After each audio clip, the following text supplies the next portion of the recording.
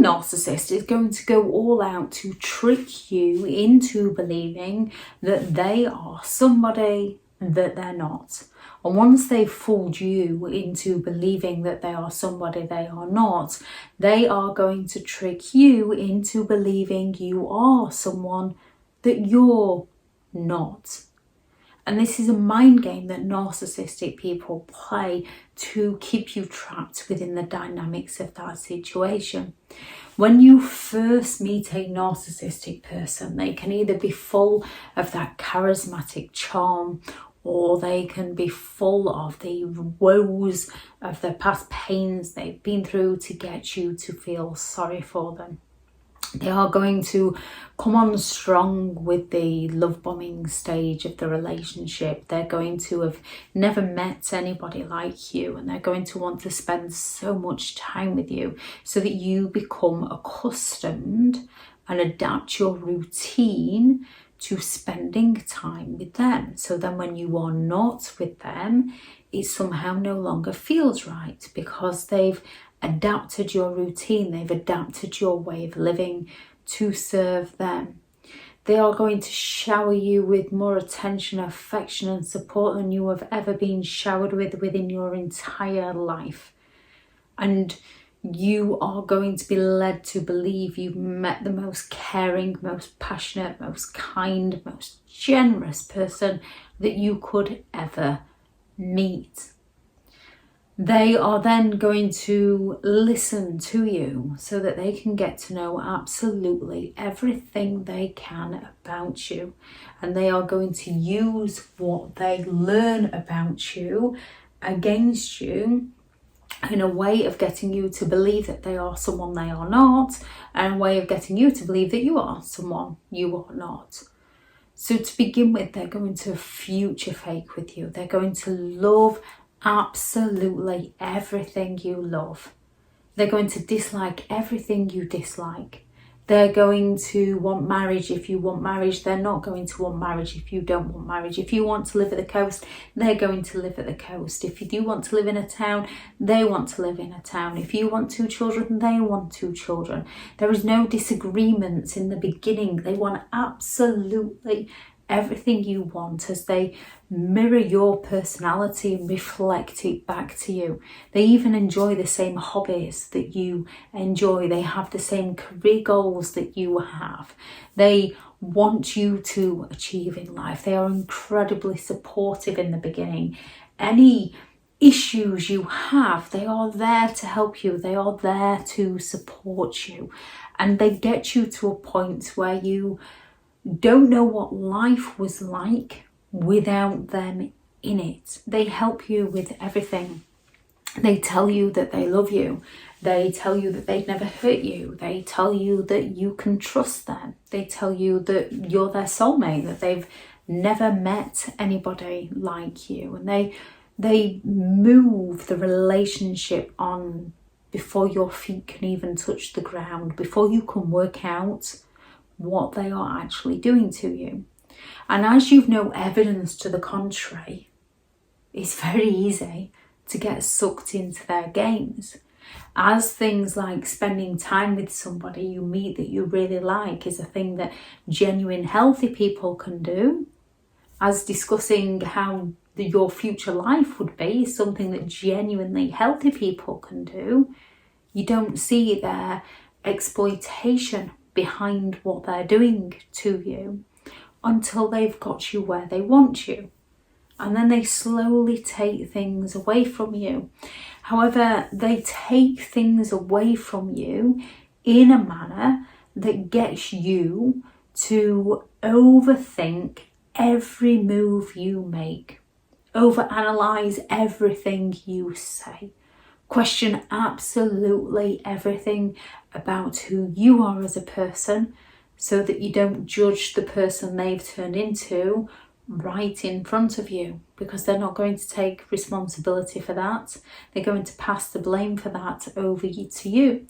They're going to accuse you of the one who has changed, and because of your change, they've changed towards you, to get you to work harder to please them, at which point they will reward you with that intermittent reinforcement stage when they suddenly play nice towards you again, to confuse you all the more.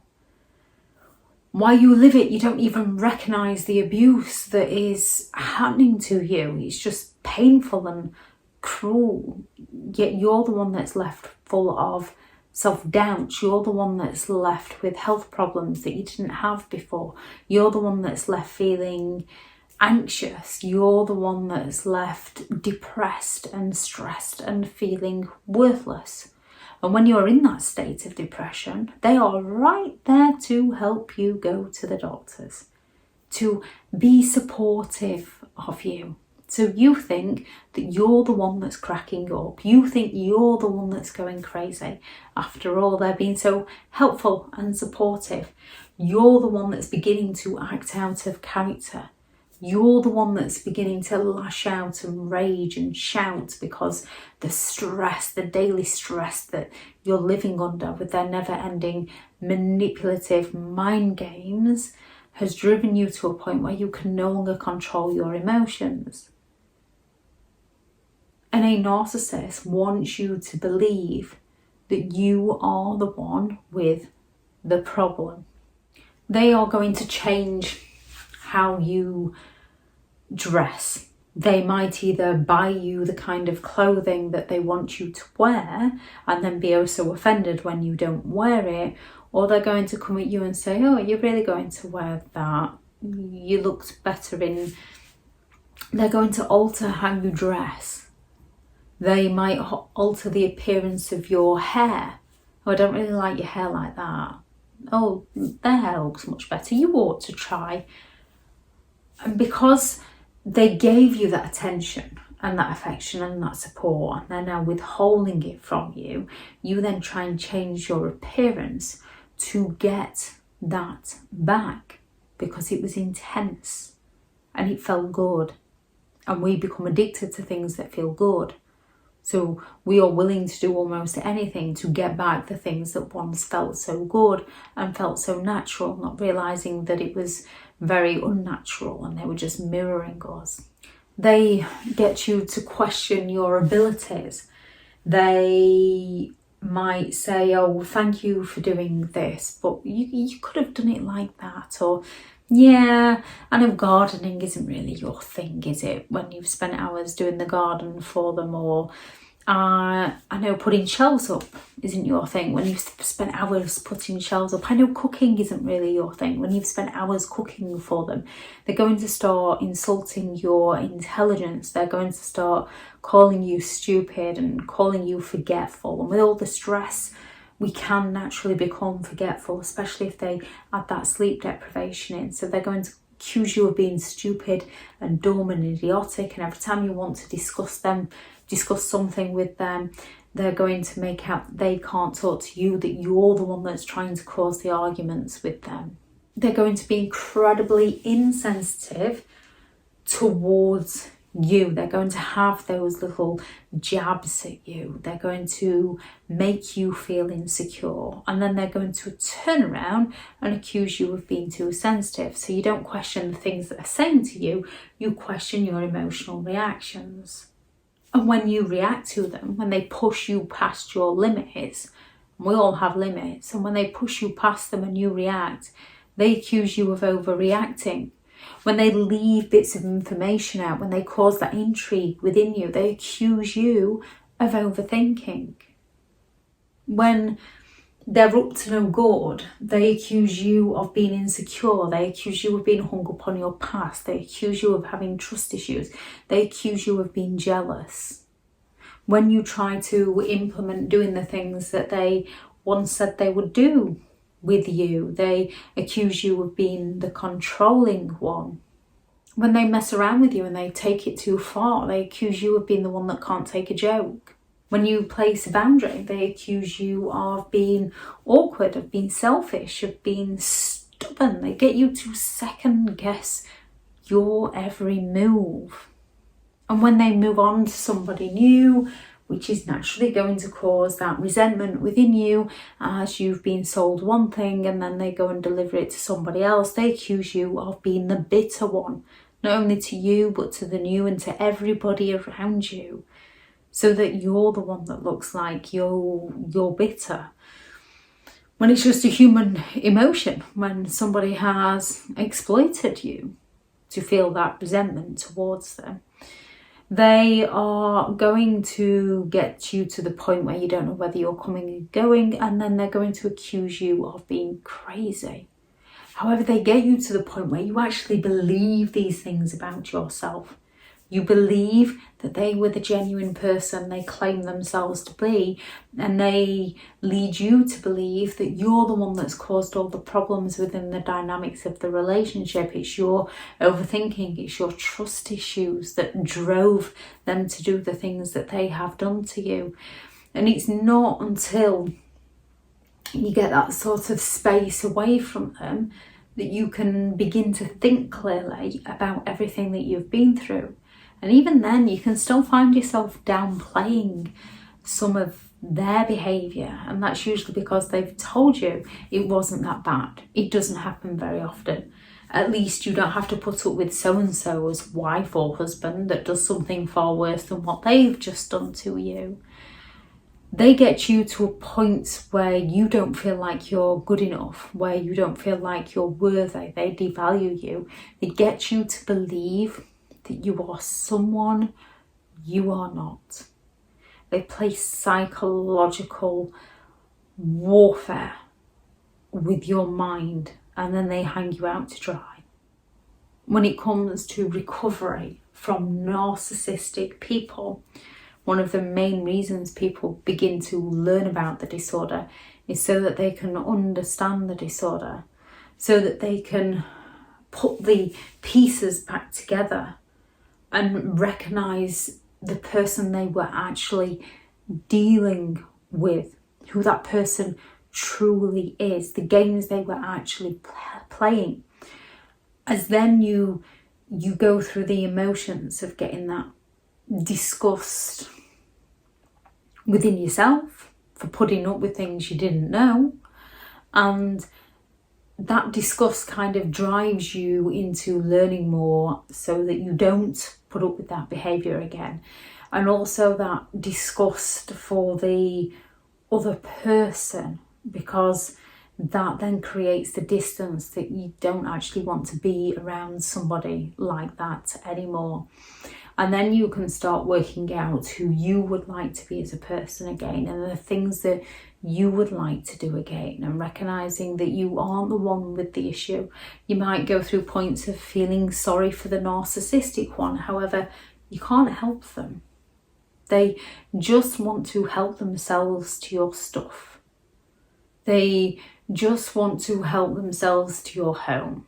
They just will not help themselves to recognise what they do. And even if they do recognise what they do, they won't help themselves to change, because they're looking at exploiting people. They're looking at getting their own needs met.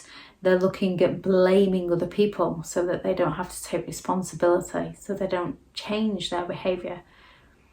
And as much as people who have been conned by a narcissistic person often blame themselves, which is why narcissistic people often get away with it for so long, because people do blame themselves. You cannot blame yourself for another person's mistreatment of you. That is on them, not you.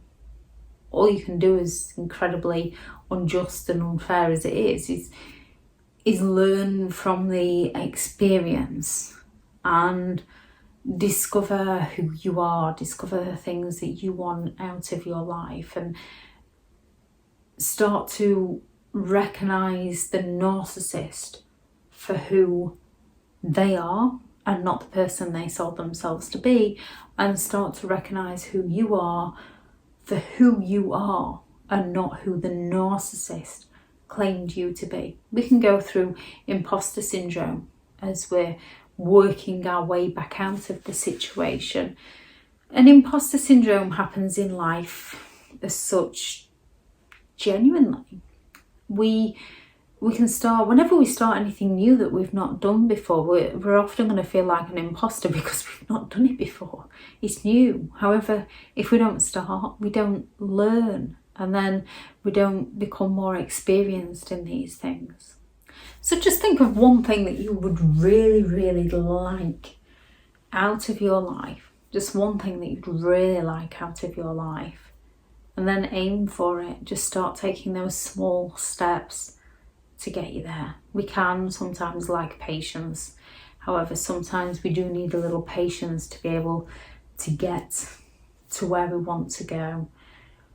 And we might have to detour now and again as new things come along, as new daily experiences happen. But just find an aim and then go all out to try and get yourself there. Something that's good for you, something that will help you.